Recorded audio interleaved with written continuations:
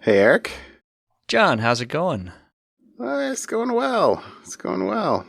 You Good. know, 80 degrees in Oregon in October. I don't know It's what the heck making is up happening. for the rain that went into June, is what I think. Into All late right. June and even July. So we're getting a night, we just shifted a little bit. Sure. Like Uh a don't right don't look at shift. the weather outlook past next week though. Change is a Why? coming. Oh. It starts to get wet again. The rain will come. Yeah. Yeah. Okay. Well, you know, Well, it's okay. it, yeah, exciting times uh in the household. Oh. My 16-year-old son passed his driver's test, the driving portion of the driver's test. Ooh. And he was quite proud. Congratulations. He came back and he got a 96 out of 100. Like, well That done. is that is fantastic. And being the horrible father that I am, what do you Which think I four asked did you him? miss? That's exactly right. Okay. No, I mean, Thank you. I was Let me appropriately, take a lesson. great job, excellent, well done. Um, what'd you miss? He's like, well, um, he said the instructor docked him because he didn't check his mirrors one time when he was turning. He said, and that was one thing. But I did it on all the other turns. He said I just didn't do it on this one turn. And then Hmm. there was one other small minor thing that he said. I'm like, oh, okay, good for you. Those are Mirrors when you're turning, yeah, like for a bicyclist. yes, yeah. Okay. You know, I or maybe it was check both directions. There was one that had to do with mirrors and one that maybe that's. Yeah. Anyways, I don't remember. They were Yeah. Yeah. like, okay, I've done Hey, that there you go. probably earlier today So, already. so, so does that mean official license, or is there still a written portion that has to happen? So I believe that now he just has to go to the DMV and take the paperwork. Because he went through a driver's training school, and he's taken all the written assignment there. There's no more written test that he has to do. He's done all Cool. the written stuff at the school, and the drive that he took, the final drive he took, counts as his DMV drive. This school is licensed by the state to approve that, but they have to submit the paperwork. So they submit the paperwork, and then a few days you can go down to the DMV with your copy of the paperwork. They check that your paperwork matches what the records are that they have online, and then they take your picture and get There you you. go. Well, he's already got his picture for his permit, but they turn your permit into an official license. So Congratulations. now it's just, can we get an appointment at the DMV? So I think he's, They're scheduling out, at least in the Sherwood one, to late November. yeah. So we'll see. So I don't know anyways, if that's the sort of thing that you can walk in and just do like a standby. My wife did a standby at the DMV the other day, last week actually, and she was like, "I was in and out in 20 minutes. I don't know what happened." uh, I don't know what happened either, because it took me longer than that, and I had an appointment just to get my real ID. Yeah, that was what it was for, was her Yeah. real ID, but I mean, it was in the morning, like I don't know, on a Tuesday. Yeah. So I don't know.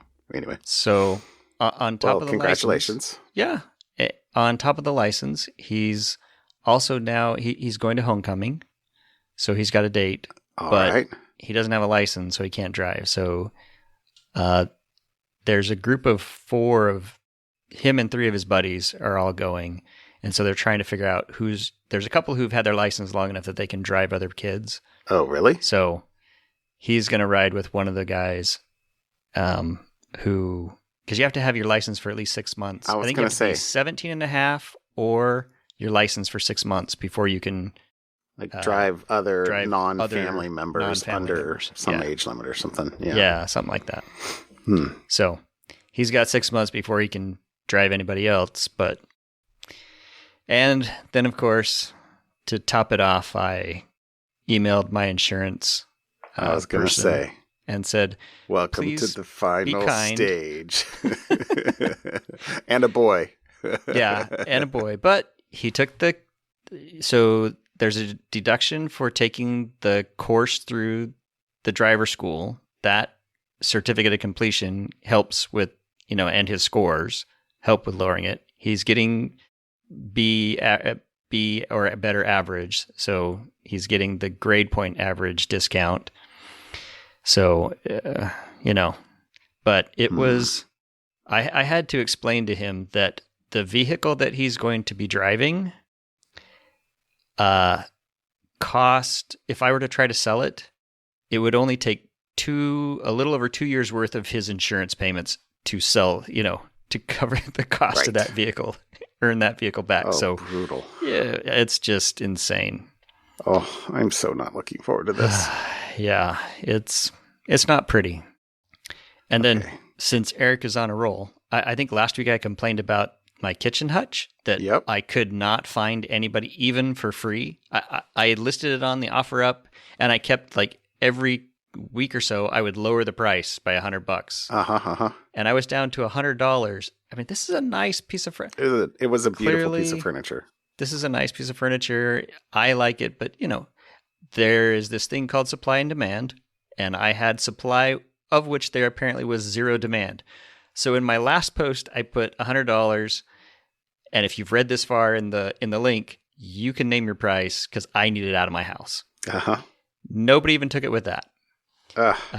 And so then I did the cardinal sin of posting it on Craigslist and bracing for what typically seems to be the insanity of Craigslist. But I listed you posted it for free? No. Okay. I did not post it for free. You're not quite crazy. I posted it for money because I didn't want...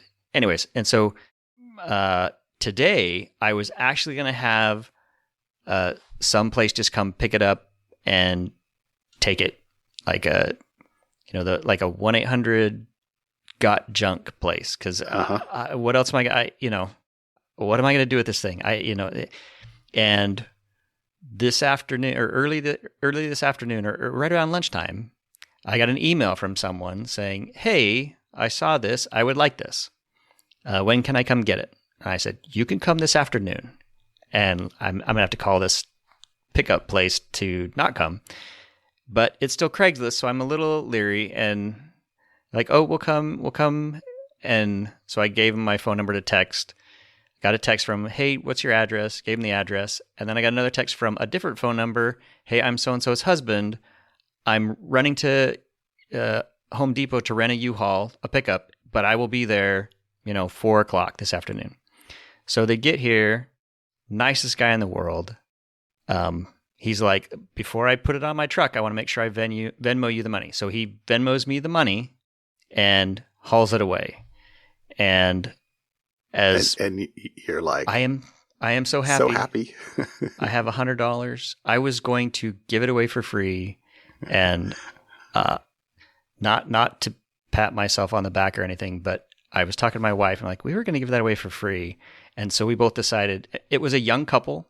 They seemed like they were just married. I think definitely it was a younger couple. So I Venmo'd him his money back and just said, "Enjoy." We were going to give it away for free, but I didn't want to post it for free on Craigslist because, Craigslist. And he sent me a very nice, "Thank you very much," message after that. You could probably use the $100.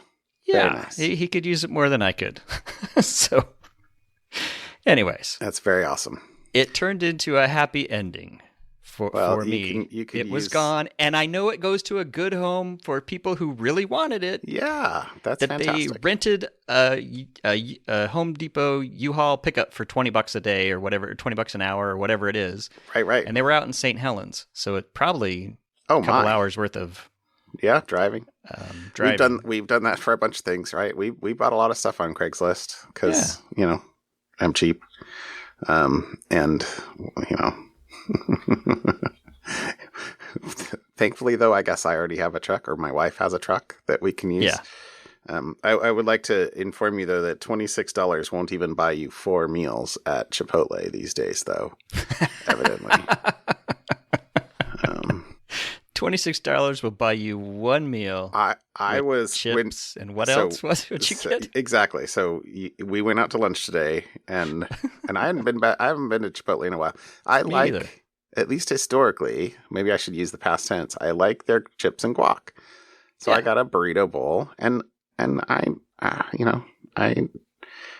like extra meat. So give me they had some special, some try this new stuff. I was like, okay, cool, extra meat.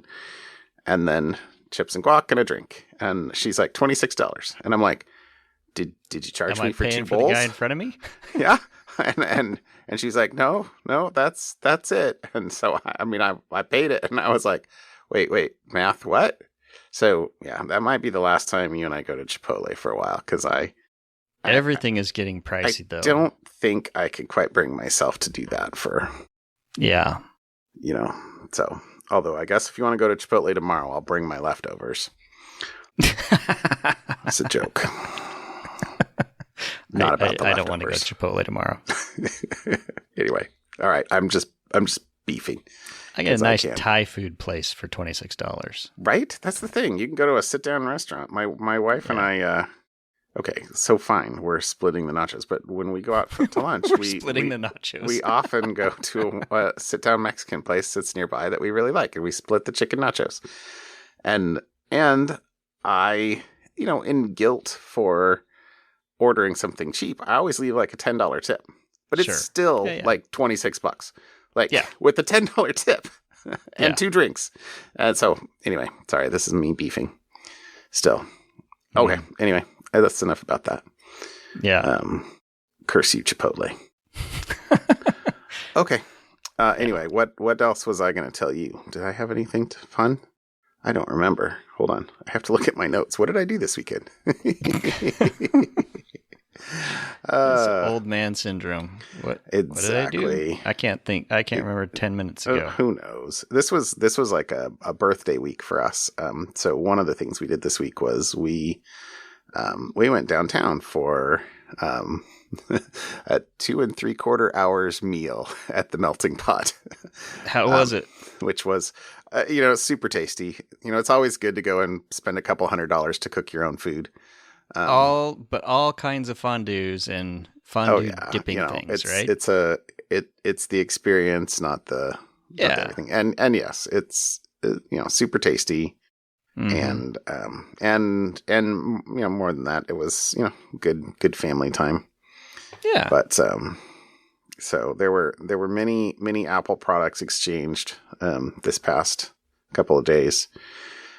Which is kind of cool because they all came before birthdays, which was awesome, even though they were destined to arrive hypothetically after birthdays. But cool. But it's not. I know I've complained about the whole Apple ID thing. I've now put myself in the worst of all situations because I reused my wife's email as her Apple ID so that she could be her own person. Right. And because I was going to experiment, and I was like, oh, no big deal. I could go back and, if need be, but Apple did not release the shared library in iOS 16. Hypothetically, it's coming in 16.1. Yeah. And since I used her real email address and not like a throwaway iCloud one as her iCloud ID, it took it away from my account. And now if she goes back to, quote, being me or logging into my iCloud on her device, she won't get texts anymore. So, So the split has happened, and now we have, you will be grateful. I know. You suffer through this short period of pain, and it will be worth it. Trust me. She already, last night, she was like, how do I get to photos? I'm like, you don't. She's like, this is not an acceptable answer. So, We um, we talked about this beforehand. yeah. Didn't thought we talked about this, and it was okay. Yes, but there were options, and I'm like, well, I kind of mucked that up a little bit. Anyway, thankfully, she still has an iPad that's logged into me. So, although her texts aren't going to be getting there, which is problematic, and I haven't actually really talked about that, she can at least browse the photo library there and text herself photos if need be. But yeah, not good. Curses Apple. So, but on the bright side, when I walk into the room, my AirPods don't join her phone, which is very nice because Apple's like, hey, let's be smart and automatically join your AirPods to every device that's logged into your account. Really sucks. This is why you go through this short period of pain, and you can eventually. So at least if you need to tell your wife at least I didn't do this story. I think I've told you this before. Years ago, when I was upgrading my wife's phone, we've always had separate accounts. So I was in on that from the beginning. But upgrading your accounts before, everything was stored in this magic thing called iCloud. You had to back up your phone to iTunes, upgrade the new phone, restore your stuff. I got her a new phone, forgot to back it up, wiped her old phone, which had all her pictures on it, before I had backed it up to restore to the new one. Yes, I do remember. You remember me telling you that. Pain. This is a number of years ago. So yes. I have already screwed up in the photo realm. There are few realms lower than screwing up in the photo realm. Because those were, she had pictures of the kids that she loved. I mean, I was persona non grata for some period of time. Yeah. So don't do that. Yeah, no. Don't do that. Yeah. So anyway, we'll see. But ironically, the funny thing was, one of the funny things was my son's present was AirPods, because the AirPods Pro, because when they announced that the new case has a speaker in it, so you could play a sound, I was like, that feature was made for my son. So he could find them? Yes. Yeah. Yes. So I was like, okay, I'm buying that. And then, so my wife was a little upset because he when he was opening his presents, he didn't like open the next one, hers. He was like, okay, he took it out. He paired the AirPods to his phone. My other son was like, wait, does that mean I get your old AirPods? And he was like, I don't care anymore. They're dead to me. And, so, they got handed off. My younger boy was pairing, and my wife's looking at them going, we're in the middle of dinner and like presents. And anyway, it was pretty funny though. But yes, they were very much enjoyed.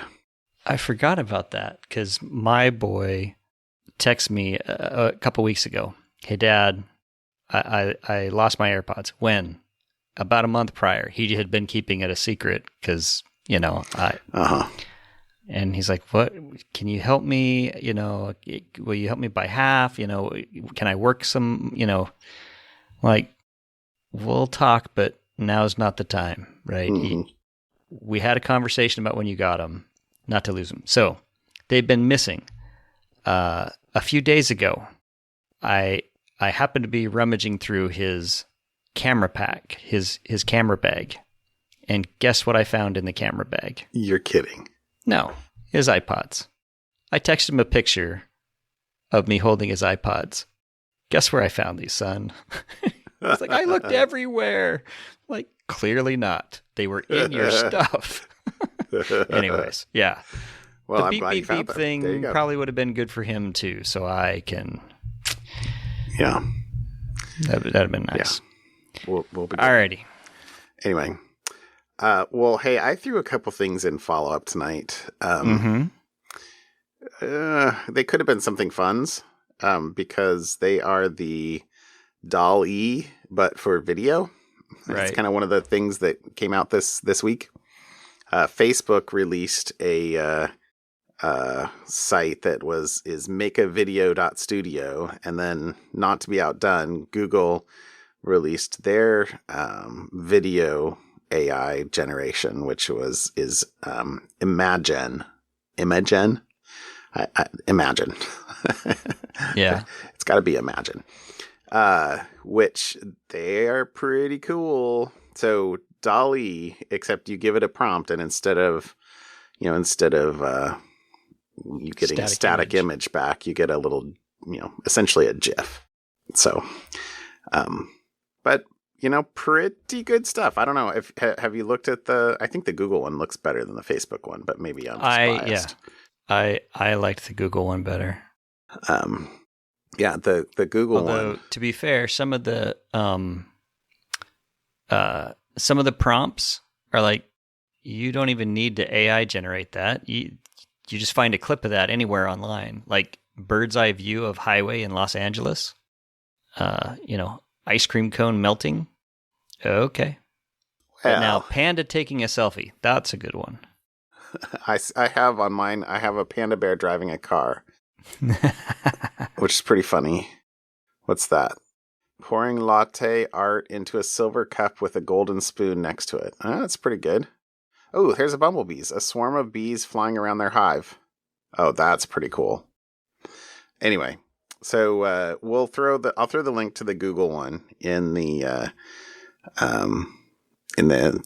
notes here, because that's the better one, I think. But we had Dolly for something fun a while back.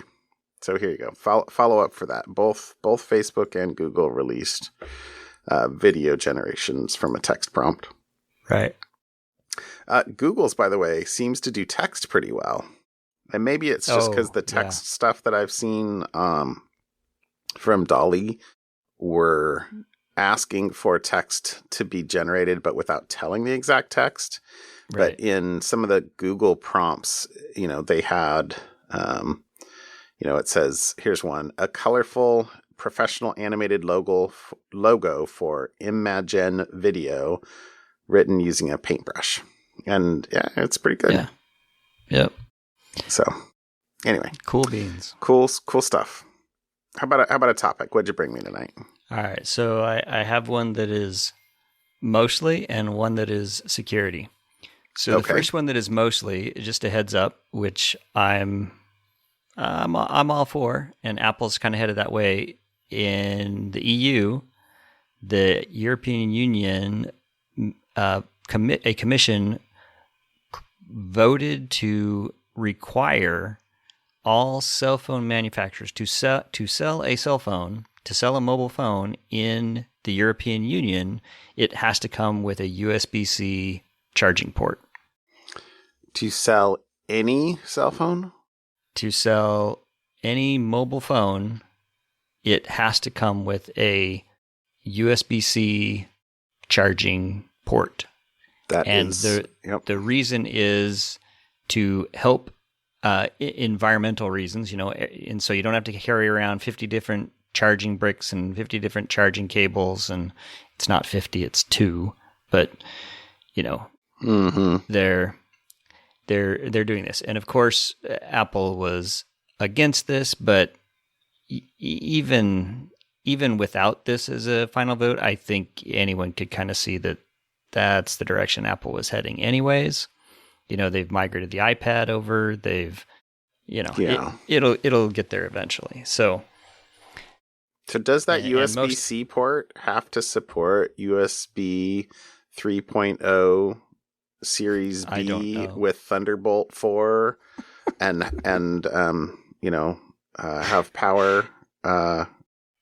I'm sure what's it when they call power. I'm sure politicians didn't think of that. They saw a picture, or they had a niece who complained about it, and so sure, I'll do something. And USB-C is what it's called. Okay, I don't know. It might have been even USBOOK.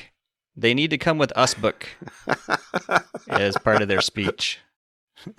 You're making me cough. Don't make me laugh. So yes. Anyways, that's my first one. Is Apple is the obvious one that's most affected by this, but I don't know The if I have said on the podcast, but in our household, we are color coded. hmm, So lightning cables are all white. Um, USB-C cables are all red. I mean, other than the ones that come in the box that are, right. like purpose built for something, but like, I've got red USB-C cables everywhere and, USB, micro USB are black. So Got it. that's my color coding. And it's the shade of red that gets you the USB-C version number, Oh, right? So the do more pink not, it don't, is. you starting to get me. Yeah. Angry. All Yeah. right. So No. my security topic. Okay. Security topic. Um, do you have? So I have Ring cameras, right? I have a Ring Around doorbell. generally around the perimeter and the doorbell. My doorbell is a wired version, and the one that kind of shows my front yard, so I know who's coming into my house and in my driveway, is PoE, so it's hardwired as well. But the rest of the ones outside are Wi-Fi, and apparently, it is becoming more popular for criminals to use Wi-Fi jammers to disrupt Wi-Fi Mm. signals of security cameras. And these jammers can be tiny. They can be the size of, your watch. And so if a criminal can jam your Wi-Fi signal, that disrupts the camera's ability to send you notifications, to record stuff and save it to the cloud and do whatever it's doing. So if you are using, just a heads up, the Wi-Fi cameras for a security purpose, hey, I want to make sure I see if someone tries to steal a package off my porch, it is becoming cheaper and cheaper for someone to purchase a jammer, walk up towards your house out of the range of the camera, and if it uses Wi-Fi, disrupt the signal, steal the package off your porch, and walk away, and you have lost the perceived value The of your video. camera. So, and there's really not, and the advice in the column on how do customers protect themselves is you should use hardwired cameras, not Wi-Fi cameras. That's the solution. It's like, well, It's hard to do in a lot of places. yeah, there's a reason why Wi-Fi is popular. Mm-hmm. So there you go. That's my security topic. So my mostly topic, USB-C is coming to probably not the iPhone 16, but I'm going to bet the iPhone 17 because the law would go into effect in 2023. So so that would be because we're on the 14th. So sorry, it'd be they probably won't have to do the 15 because it's already in production. But I bet you the 16. The 16, maybe. And they'll get some, exception Adapter for 2023, or an adapter for 2023. Well, that'll be interesting because that next year will be my year. So will I have the last of the Lightning, or will I have the first of the USB-C? USB-C. We shall see. Okay. I don't know how much I'll care. We'll see. Okay, cool. Let's see. I had two things tonight. They're both on the security side of things, I'd say. The first is one of the things that happened really right after we recorded last week is 2 0-day flaws in Exchange server. So there's a bunch of stuff on the Twitters and on the web about this.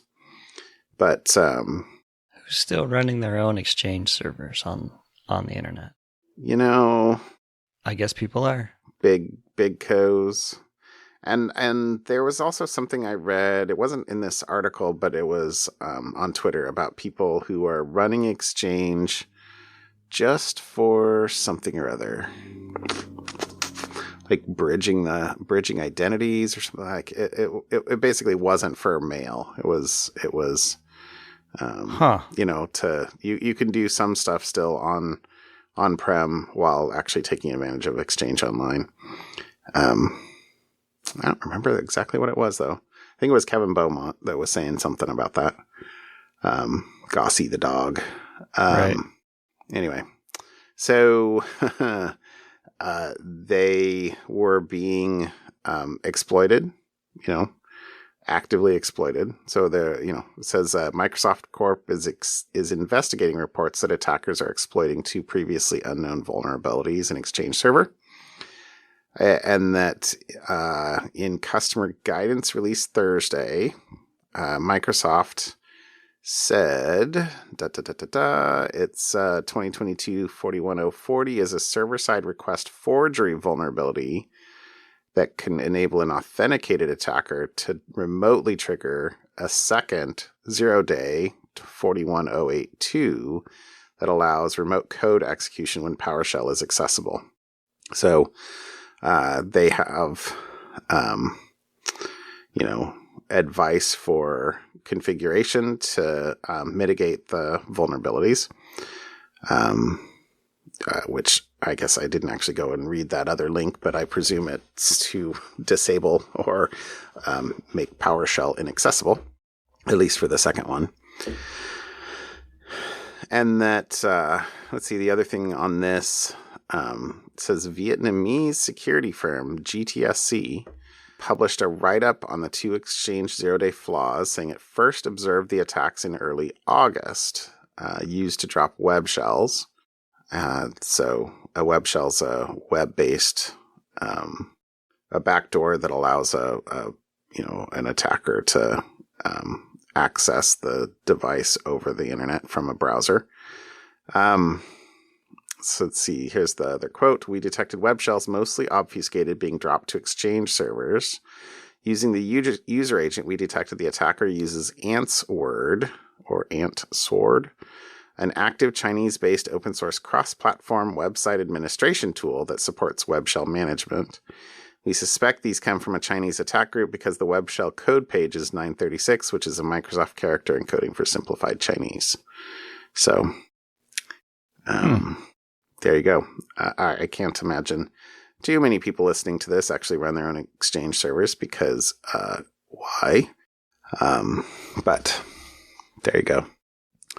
The second article I did was from Mandiant, and this is a little bit more interesting, I thought. So this is, they even sort of had a name for it. It was Bad Vibes because a VIB file is a vSphere installation bundle. And so these are malicious VIBs that were being used for persistence in ESX environments. There was an interesting quote at the beginning of this article. We'll put it's a Mandiant link.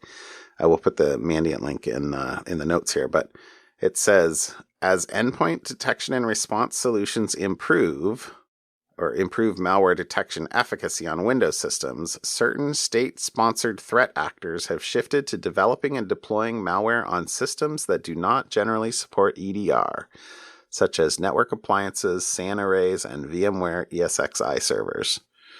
So it's kind of not a subtle point, but it's an important point that, as you harden one area, the next most soft area, can become an active target. And appliances, I mean, we've talked about various appliance threats for years, but appliances generally don't allow installation of arbitrary software, especially security software, and are not always kept as up to date as, a general hardware device. Cue many of the things we've talked about. So what are these VIB files, or the malicious ones? So it says that, let's see, earlier this year, Mandiant identified a novel malware ecosystem allowing a threat actor to maintain persistent administrative access to the hypervisor, send commands to the hypervisor that will be routed to the guest VM for execution, transfer files between the hypervisor and guest machines running beneath it, and tamper with logging services on the hypervisor, and finally execute arbitrary commands from one guest VM to another guest VM running on the same hypervisor. So basically, no isolation. If you can push files into a guest and run them and run commands from one guest to another, if you've got hypervisor control, your environment is compromised. So, let's see what else about this one. So, they called the first two of these backdoors virtual pita and virtual pie. Okay. They didn't say. Oh, maybe that's supposed to be pita like the bread. Okay, I bet you that's it. I was thinking the other pita. I was thinking the other pita too. But I bet it's supposed to be bread. I only really thought about that right now as I'm after seeing the pie. Yeah, I mean, well, pie was obvious. I mean, who doesn't like pie? And who doesn't like pitas? I mean, unless you're like, what is it when we can't have bread? Celiac? Celiac. Yes, thank you. Unless you're celiac. Sorry. No brains. All right. So couple more things about this. It's not a remote code execution. In fact, the quote is, the attacker needs admin level privileges to the ESXi hypervisor before they can deploy this malware. Mandiant has no evidence of a zero-day vulnerability being used to gain initial access or deploy the malicious VIBs at the time of this post. Because the VIBs or VIBs, they aren't signed. So there's evidently different levels of trusted packages of these packages. One of which is, community supported is, I think they said, maybe I took those notes out of here, but basically they weren't signed. But part of the article though had, even though they weren't signed, they claimed a higher level of authority than before. So it was like partner managed or something like that instead of community supported. And one ESX command would just show basically what's in the manifest and wouldn't verify or ensure that it's actually signed, part of a signed block. But there was another command that would actually validate the manifest, and since they weren't signed, it would present a different error message that basically says, this is an unsigned file, possibly from an earlier version or something like that. But anyway, they had a total of 4 descriptions, at least in this article, of VIB files. One for ESXi, the virtual pita, one for ESXi with the virtual pie. So one was a listener on the hypervisor, and let's see, what's the other one? It says, maybe those were both on the hypervisor, but because it says virtual pie is a lightweight backdoor written in Python that spawns a demonized IPv6 listener on a hard-coded port on a VMware ESXi server, supports arbitrary command line execution, file transfer capabilities, and reverse shell. Communications use a custom protocol and are encrypted using RC4. And all of these also tried to, evade detection by tweaking logging and stuff like that as well. So it's interesting stuff there. So there's the thing. That's the article that I thought was, really interesting is, persistence on ESX infrastructure. Right. Pretty sophisticated. Yeah. How about something fun? All right, my something fun harkens back to one of the pioneers of random stuff on the internet. So okay, this is the San Francisco Fog Cam, and it's an article that kind of talks about the history of the San Francisco Fog Cam. It is the world's oldest continually running internet accessible camera. In Okay. 1994, it has been providing views of the San Francisco fog since 1994. And Wow. it was in crystal clear 320 by 200 pixels. And it Uh-huh. would refresh a picture every 20 seconds. So because I know you like kind of the history behind how things happened, how the camera almost went away, how it got just thrown up there by somebody, and then the university kind of tolerated it for a while because they didn't know. In 1994, nobody knew what the internet was, Sure. you know? And so they're like, so some guy, graduate student goes, hey, I want to do this. And what's an administrator know? You want to share a picture every 20 seconds for the other universities that are online to look at? Sure, whatever. So Uh-huh. it's kind of a fun story. So you can read through the whole fun story about, the tech, kind of some of it points a few of the other early things that were online. Like one of the early ones was the coffee pot cam at the University of Cambridge, which was a camera that was pointed at the coffee pot so that the professors didn't have to get out of their desk to go see if there was actually any coffee in the coffee pot. A wise purpose for a camera.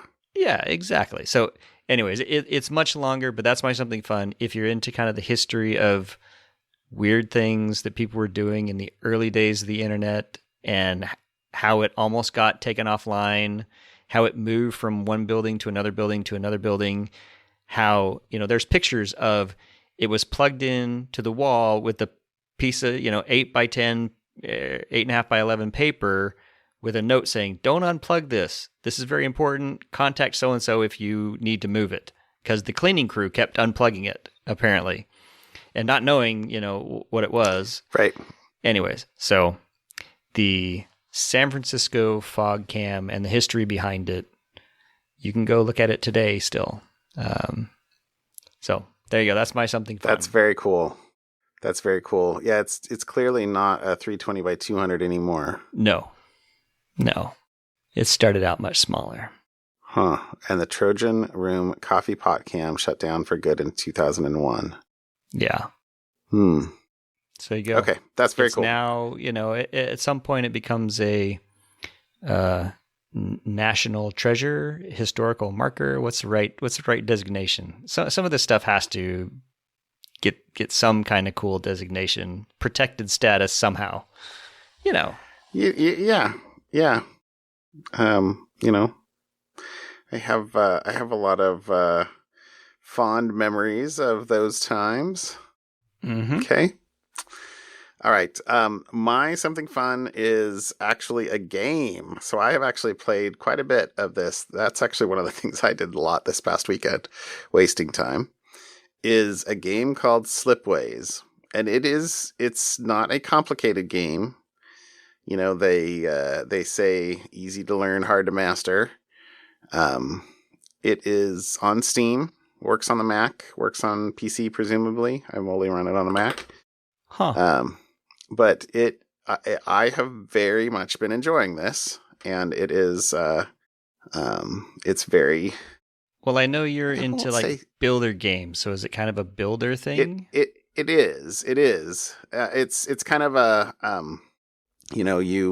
you have planets. You start in space. You don't know anything around you. You have to send out probes, find out what kind of planets are around, and then each of the planets will produce different resources and wants different resources. And so it's totally, you have to, the humans can provide water on, ocean planets, and desert planets want water.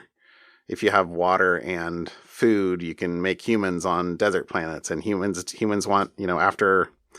Humans want goods and to be happy, and you can make robots and blah, blah, blah.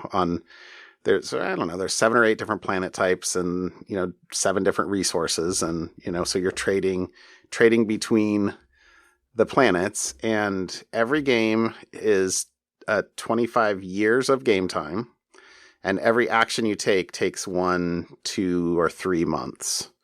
of game time. Sounds like Civilization. So you have like 20, kind of.